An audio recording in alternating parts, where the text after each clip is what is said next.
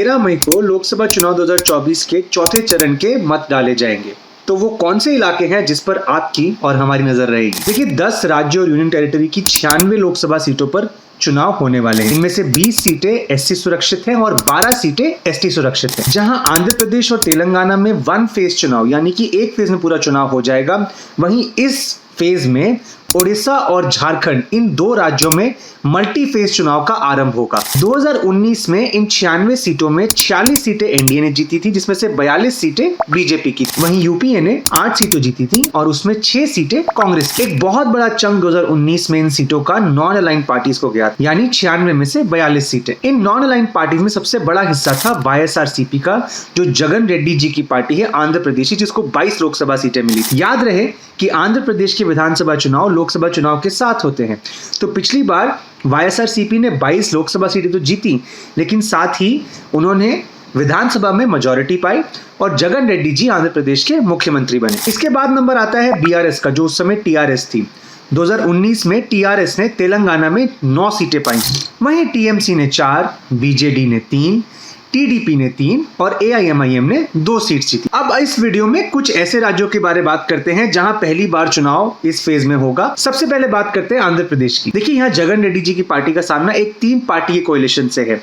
NDA में BJP तो है ही, साथ में टीडीपी और पवन कल्याण जी की जनसेना भी जुड़ गए। हालांकि कांग्रेस भी कोशिश कर रही है, जगन रेड्डी जी की बहन वाई एस शर्मिला जी बहुत मेहनत कर रही हैं, लेकिन कांग्रेस का इस बार उठ पाना थोड़ा मुश्किल लगता है। हालांकि उनका वोट शेयर बढ़ सकता है, जिससे ये देखना दिलचस्प होगा कि वो ज्यादा नुकसान वाईएसआरसीपी का करते हैं या टीडीपी का करते हैं। हमारी माने तो ज्यादा नुकसान वाईएसआरसीपी का होगा। अब आंध्रा की पॉलिटिक्स अगर आप समझते हैं तो आप जानते हैं कि रेड्डी और कम्मा 2 इन्फ्लुएंशियल कास्ट है, इनके इर्द गिर्द घूमती। ध्यान में रखने वाली बात यह है कि टीडीपी को ट्रेडिशनली कम्मा समुदाय से जोड़ा गया है।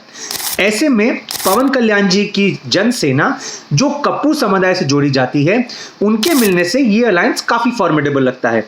लेकिन वहीं जगन रेड्डी जी को भी कम आंकना गलत होगा। जैसा कि मैंने कहा कि क्योंकि माइनॉरिटीज जैसे ग्रुप्स का इंपॉर्टेंस बढ़ जाता है आंध्र प्रदेश में, शायद यही वजह है कि टीडीपी ने एनडीए का अलाय होते हुए भी अपने मैनिफेस्टो में माइनॉरिटी ग्रुप्स के रिजर्वेशंस की बात की है। अगली बात करते हैं तेलंगाना की। एक बहुत ही अहम राज्य है कांग्रेस के लिए। ऐसा क्यों? देखिए, कांग्रेस के लिए पूरे भारत में गिनती के ऐसे राज्य हैं जहां उसको ये उम्मीद है कि डबल डिजिट में आंकड़ा आएगा।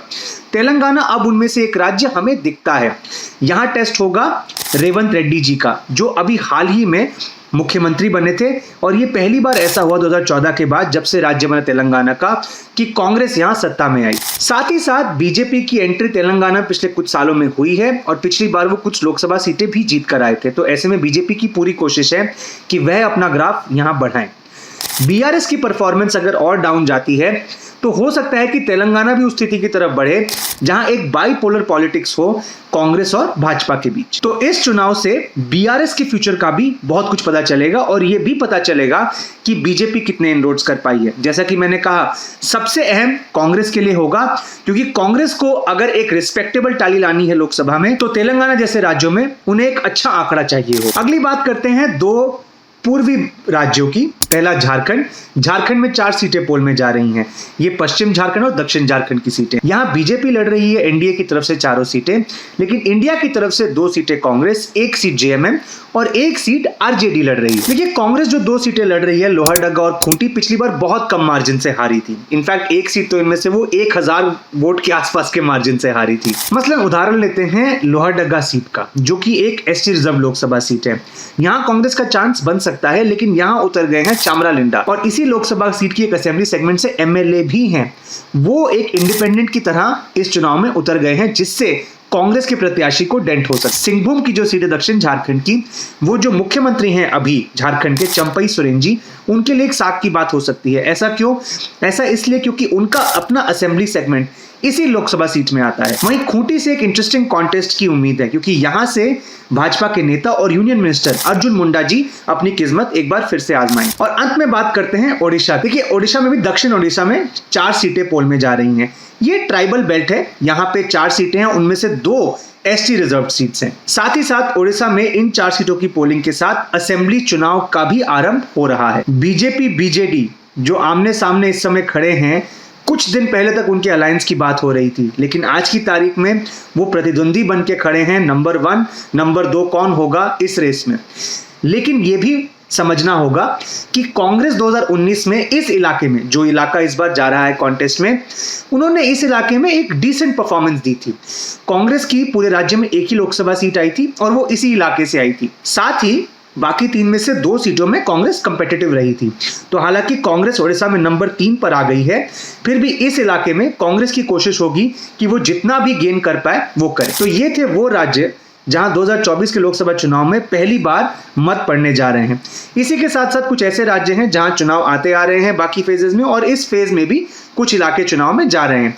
जैसे मध्य प्रदेश में मालवा निमाड़ का इलाका है, उत्तर प्रदेश में अवध और दोआब का इलाका है, बिहार में बात करें तो सेंट्रल बिहार जिसे मिथिलांचल कहते हैं वो इलाका है, पश्चिम बंगाल की बात करें तो हम दक्षिण की ओर आ रहे हैं, थोड़ा सा जंगल महल, थोड़ा सा कृष्णानगर वाला इलाका, और थोड़ा सा वो वाला इलाका जहां मुस्लिम माइनॉरिटी ठीक ठाक संख्या में पाई जाती है। साथ ही साथ जम्मू कश्मीर की एक सीट और महाराष्ट्र की आदिवासी बेल्ट और मराठवाड़ा की कुछ सीटें भी पोल में जा रही हैं। तो हर फेज की तरह ये फेज भी इंटरेस्टिंग होगा। और ये थी आज की बैलेट की बात। जाने से पहले आज का पॉलिटिकल टेस्ट, और आज का सवाल है, भारत के किस पूर्व मुख्यमंत्री को गुरुजी के नाम से भी जाना जाता है? अपने जवाब जरूर दीजिएगा। मैं फिर आऊंगा एक नई बात, एक नए सवाल के साथ। तब तक के लिए धन्यवाद।